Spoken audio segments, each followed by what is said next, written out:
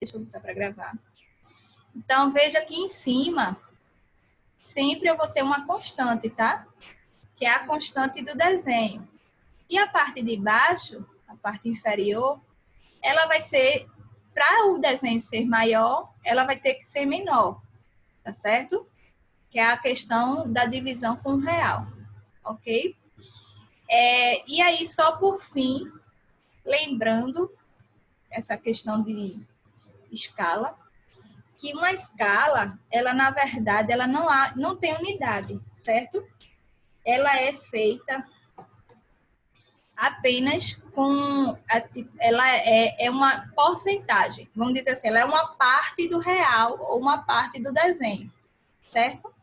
Então, se eu quero colocar se eu começar um desenho 1/100 em metros, eu tenho que terminar ele em 1/100 em metros, certo? Tipo assim, eu tenho que, à medida que eu utilizar na primeira linha, eu vou utilizar em todo o desenho, certo?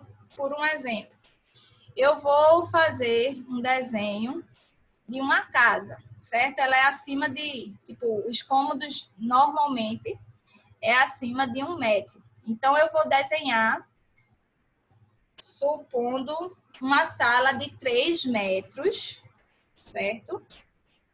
3 metros por 3. Então, tá aqui desenhado, ok? Aí, terminei aqui, desenhei. Aí, eu vou desenhar o próximo cômodo aqui, eu vou desenhar em milímetros. Só que, ao invés de dizer 3.000 milímetros, que seria 3 metros, eu disse 30 milímetros, tá? Só que 30 milímetros, ele vai ser apenas isso aqui. Então, ou 3 milímetros, sei lá. Eu boto 3 por 3. Só que aqui vai ser em milímetro e aqui vai ser em metros. Então, vocês entendem que as proporções vão ficar diferentes, não porque a escala está diferente, mas porque a unidade está diferente, tá? Então, sempre que eu começar um desenho em uma escala X com a unidade X, eu vou até o final, certo? E, ô, professora, como é que a gente escolhe esse tipo de unidade? Aí vem em relação ao que vocês vão desenhar, certo? Se vocês forem desenhar um parafuso, aquele meu parafuso que vai ser torneado, eu vou ampliar ele, certo? E eu preciso de uma precisão. Eu tenho que ter uma precisão maior nesse meu desenho. Porque se ele tiver 1 milímetrozinho diferente do encaixe dele, ele já não vai encaixar. Isso vocês sabem melhor do que eu, certo? Então, essa precisão que eu vou ter que ter, aí 1 milímetro me dá maior do que 1 metro, certo? Já quando eu vou desenhar, por exemplo, um galpão eu não preciso de ter esses milímetros, tá? Se eu colocar lá na minha obra que o galpão vai ter 303 metros, vírgula, 10 centímetros e 2 milímetros. Quando eu for construir, certo? Fazer lá a minha construção e o pedreiro começar a construir, ele vai conseguir desenhar esses 2 milímetros, ou projetar, executar esses 2 milímetros, ele não vai conseguir, porque 2 milímetros, por exemplo, para num reboco, entenda que é um tamanho de uma cerâmica, uma espessura de uma cerâmica. Então, esse milímetro aí a gente não vai conseguir fazer, tá certo? Porque ele é muito pequeno em relação ao tamanho total de um desenho, tá? O tamanho total do real. Então, a gente fala o seguinte, que quando é acima de 100 centímetros de 1 metro, a gente vai trabalhar sempre em metro. Quando é abaixo, ou a gente trabalha em centímetro ou a gente trabalha em milímetro, certo? Isso vai depender da precisão que vocês vão precisar. Se eu quero fazer, como eu disse, tornear um parafuso que ele vai ter um encaixe perfeito, macho e fêmea, então eu vou precisar fazer em milímetros, certo? Mas já se eu for fazer uma peça que ela é grandinha, que já não tem essa precisão toda, eu já posso fazer em centímetro, por exemplo, mas eu vou escolher qual a unidade que eu vou trabalhar, tá? E essa parte de escala, ela vai estar sempre referente à unidade que eu escolher. Ela é uma parte do real, certo? Então, eu não tenho unidade. Escala não existe unidade. Ok? Aí terminou essa área, essa parte aí de execução. Não vai dar para dar tudo, não. A gente vai explicar, terminou essa parte de normativas, tá? Essa parte de normativas em relação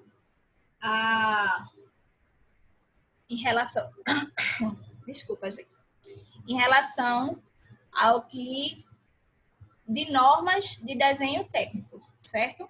A partir de agora, eu vou falar a respeito especificamente de projetos de arquitetura, certo? O que é que precisa ter, né? Cada um dos projetos, como é que a gente constrói cada um dos projetos, certo? Antes de falar isso para vocês, eu só queria dizer aqui a questão dessas etapas de projeto, porque isso é importante para vocês mais para frente. Todo projeto que a gente for fazer, isso aí, quando a gente fala em relação a não só a arquitetura, mas também a execução de algum gerenciamento, tá? De projeto administrativo, etc. A gente tem etapas a ser cumpridas, certo? E projetos não é diferente, tá? Quando eu vou falar de etapas, a gente tem essas 4 etapas aqui, em geral, que elas são atendidas até chegar à nossa execução da obra, tá? Então, a gente tem a primeira etapa, que é o estudo preliminar. Antes de qualquer coisa, quando vocês forem contratados para fazer lá o galpão de vocês, vocês precisam saber quais as partes da prefeitura, as normas técnicas, a questão de assinatura do conselho de vocês, o que é que o cliente quer, a parte do entorno, como é que vai chegar, as ruas. Então, tudo isso aqui precisa ser feito. E isso aqui é um estudo preliminar. Essa parte aqui você não tem nenhum desenho técnico a ser realizado, certo? Então, aí você desenha, você faz um desenho para talvez um croquis, um desenho de apresentação, certo? Para o cliente, para aprovação na prefeitura, para explicar na prefeitura o que é que você quer atingir. Mas isso é o iniciozinho, tá? A segunda etapa, ele vem nessa parte de análise e viabilidade técnica. Nesse momento aí, a gente já vai fazer o esboço do projeto, certo? A gente já vai ter um projeto encaminhado, a gente já vai ter os parâmetros, a legislação que vai gerir aquele projeto, né? E aí a gente já vai ter especificado uma técnica a ser utilizada. Qual a técnica? Porque às vezes a gente pensa, eu vou fazer um galpão com pré-moldado, mas aí eu não consigo colocar a minha grua lá para fazer colocar o meu pilar conforme ele vem pré-moldado de fábrica, tá? Então, assim, tipo, identificar essas questões técnicas e quais as melhores opções dentro do que eu vou trabalhar, certo? Isso aí é tudo feito durante o estudo preliminar e o anteprojeto. O projeto, certo? Já é a revisão final, é aquela quando você já terminou, né? Você já fez, já está concluído e o teu cliente, a tua aprovação na prefeitura, já está tudo ok. E já pode começar. Aí já começa a ser feito, nessa etapa, os projetos complementares, que é elétrica, hidráulica, sanitária, a parte de redes, certo? Tudo isso aí vai ser feito nessa etapa aí. E, por fim, realmente a execução da obra, tá? Que aí já vai ser o finalzinho, você vai fazer alguns detalhamentos de obra básicos em relação a encaixe de pilares, né? Alguma coisa de construção mais detalhada e a própria a execução da obra, certo?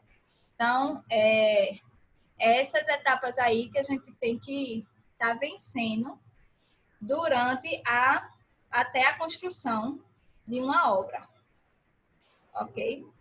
Aqui eu trouxe para vocês essa parte aí, que seria justamente o rebatimento ortogonal, tá?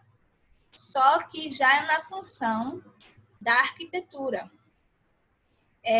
Seria as vistas versus o projeto arquitetônico, tá certo? Nas vistas ortogonais, a gente faz exatamente isso, né? Vista lateral esquerda, direita, superior, frontal, inferior. Então, tudo isso a gente faz dentro da vista ortogonal.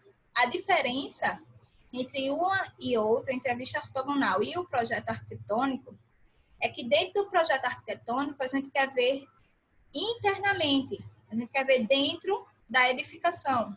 Quando eu falo a respeito de objetos volumosos, blocos das vistas ortogonais, estamos falando em objetos que têm volume, que não precisa ser mostrado internamente, porque internamente ele não vai ter detalhes. Já numa planta de arquitetura, ela deve apresentar a parte interna, já que ela tem detalhamentos internos, tá? Ela tem uma divisão de um cômodo, uma indicação de uma porta, uma parte de banheiro, certo?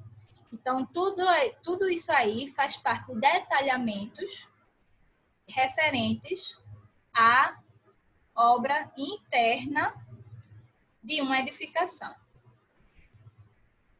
Aí eu tenho a respeito da nossa planta baixa, tá? Que aí a nossa planta baixa, o que ela é?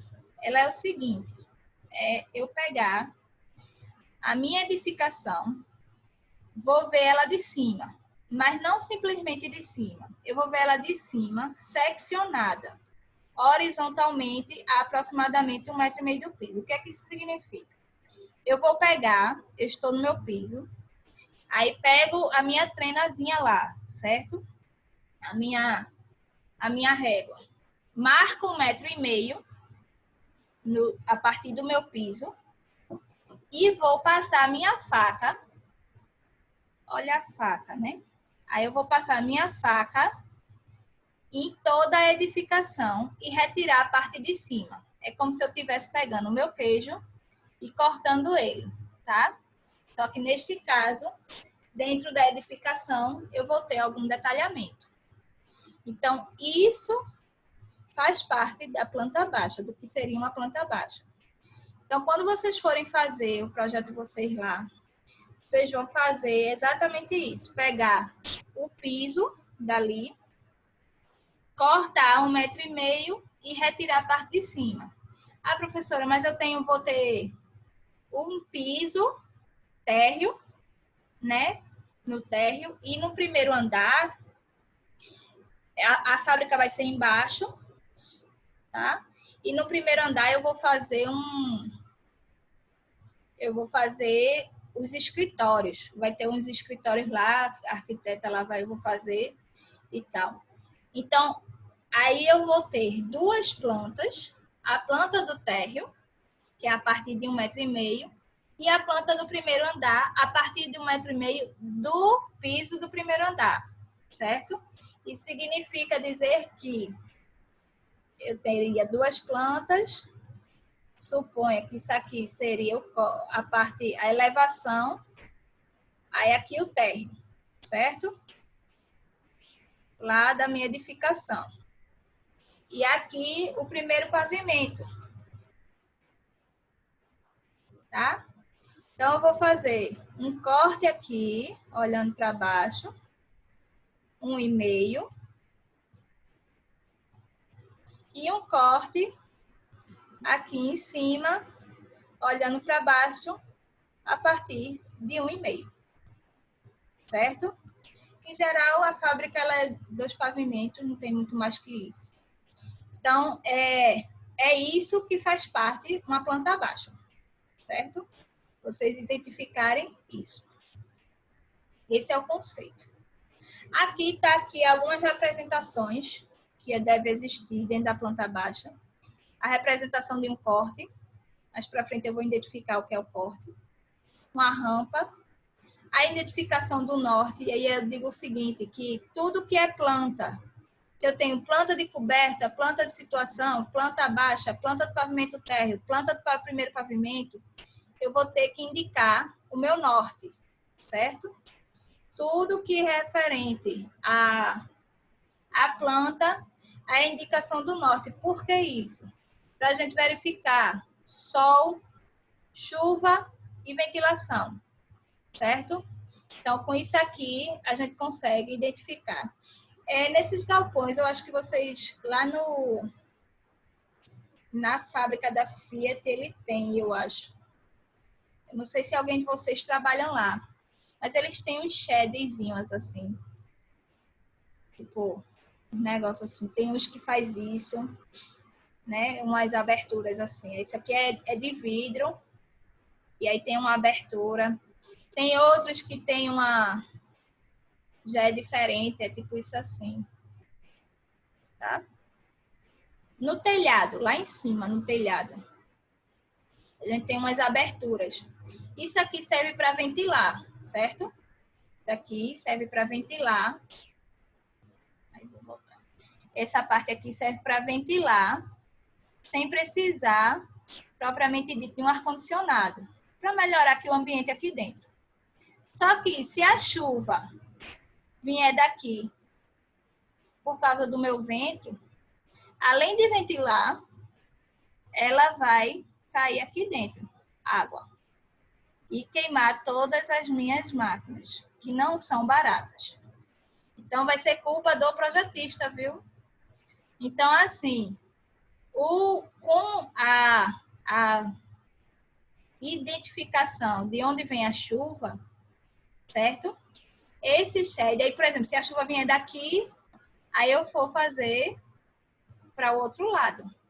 Então, a chuva vai bater aqui e não vai entrar lá no piso da minha fábrica, certo? Ela vai fazer isso aqui, essa parte aqui não vai ser pego. Então, para isso serve colocar o norte, certo? A gente precisa saber por conta disso.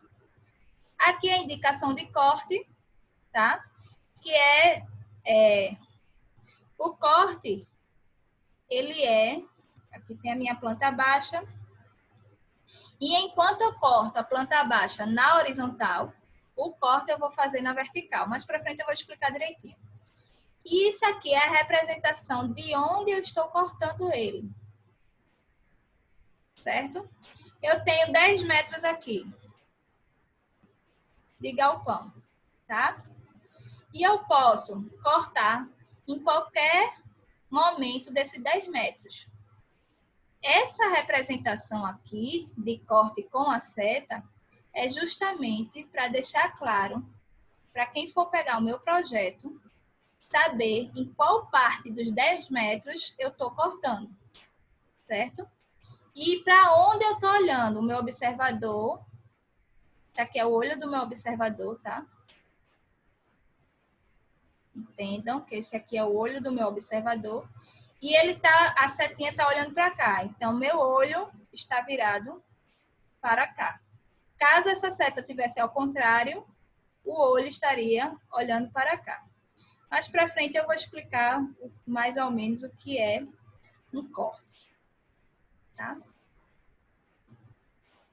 Aqui, inclinação do telhado, indicação de acesso, coordenadas e eixos. Deixa eu ver se eu tenho aqui.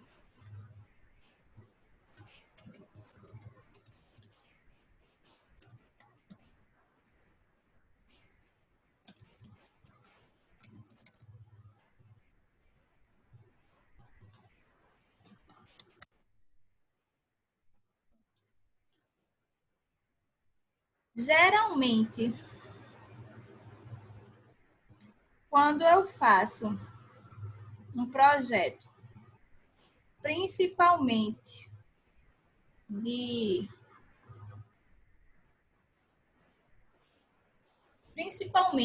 tá? Um projeto grande de um galpão, de um refeitório, de uma Ferreira Costa da vida, por exemplo, de um shopping, tá? Eu vou indicar através de eixos, certo? Ou coordenadas, justamente onde vai ficar cada pilar. A modulação dos pilares. Normalmente é a modulação dos pilares, tá? Por que isso? Porque às vezes eu quero detalhar alguma parte menor daquele projeto. E aí, pelos eixos, fica mais fácil. Ou então, eu quero indicar para o construtor, para quem está executando, que tem algum erro na laje de tal coordenada. Então, fica mais fácil. Projetos maiores, quando a gente trabalha com coordenadas e eixos, fica mais fácil a gente identificar de que parte eu estou falando, tá? Mesma coisa se eu for fazer uma topografia, por um exemplo, certo? Aí eu preciso colocar a coordenada de cada ponto. Então, nesse caso aqui, ó. Deixa eu ver se ele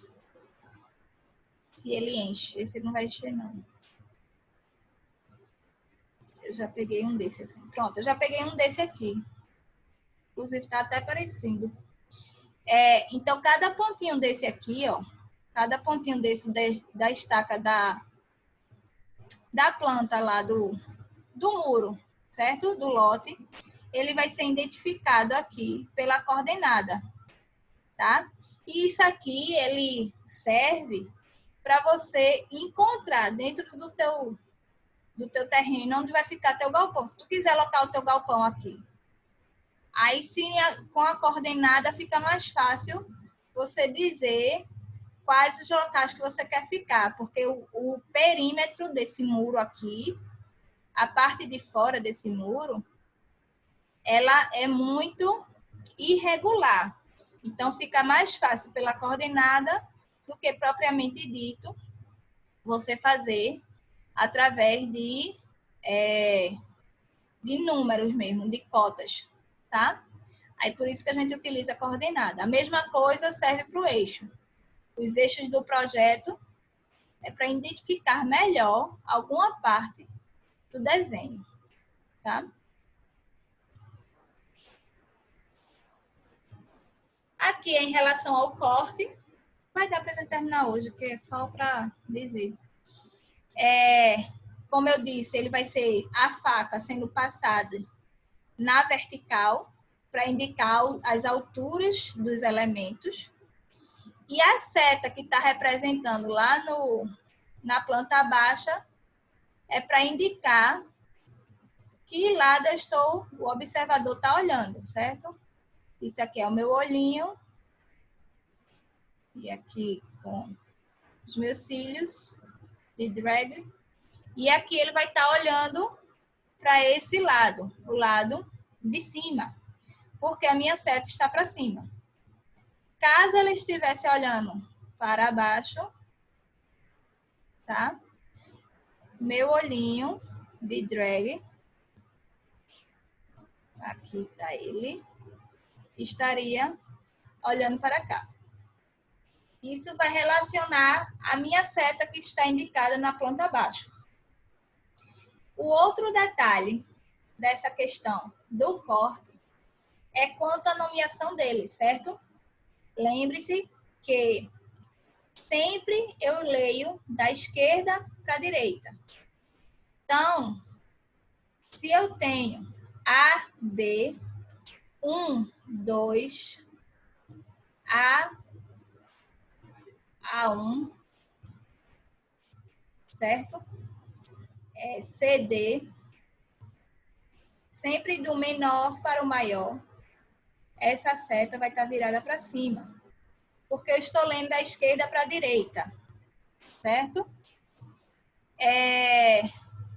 Caso eu queira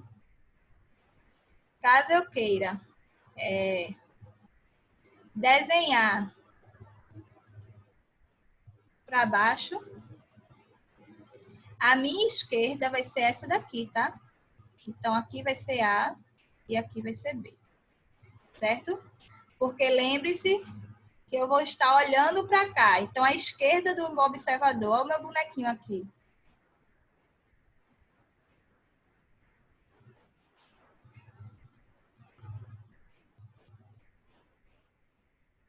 Olhando para cá. A esquerda dele vai estar aqui em cima e a direita embaixo. Então, dessa forma, fica a B, 1, 2, A, 1 linha, certo? Isso aqui eu só estou dando por cima porque, assim, vocês precisam saber, né? Até porque pode ser que mais para frente vocês façam algum projeto, mas não necessariamente saber todos os detalhes, tá? Isso aqui eu só estou explicando para vocês entenderem o que é. E aí a gente tem o próximo, né? As cotas de níveis, a identificação de cota de nível, que é a identificação da altura da edificação, certo? Então, a gente tem aqui a altura 34,25. Então, em relação à rua, ela está 34 mais 34,25. Ela está mais alta, 34 metros, 25. Certo? A fachada, que é a parte visível do edifício, a parte do resultado final, certo? Então, ela sempre vai estar indicando a parte externa, com as portas e as janelas fechadas da edificação. A planta de situação, tá? Que indica um lote dentro de uma quadra. A planta de situação, ela é para situar o teu lote dentro da cidade, certo? Então, eu vou ter um lote, as ruas, certo? As quadras que estão vizinhas, circunvizinhas, certo? E também indicação do norte, até porque é planta. E os circunvizinhos em numeração e lote, tá? Ah, professor, mas eu não tenho o lote dele não, do vizinho. Eu não tenho o número da casa do vizinho, não. Mas aí você pode ter o número do lote, certo? Então, isso aqui vai fazer parte da questão de identificação, é situar o teu lote dentro do geral do bairro, por um exemplo, ok? E a planta de locação e coberta, é isso, que ele fala a respeito justamente de locar a edificação dentro do seu terreno. Então, naquele caso lá que eu mostrei, do lote por coordenadas, certo? E aí eu vou, cadê meu amigo?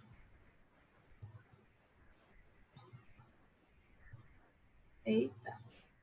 Vou colocar aqui. Eu poderia também fazer a marcação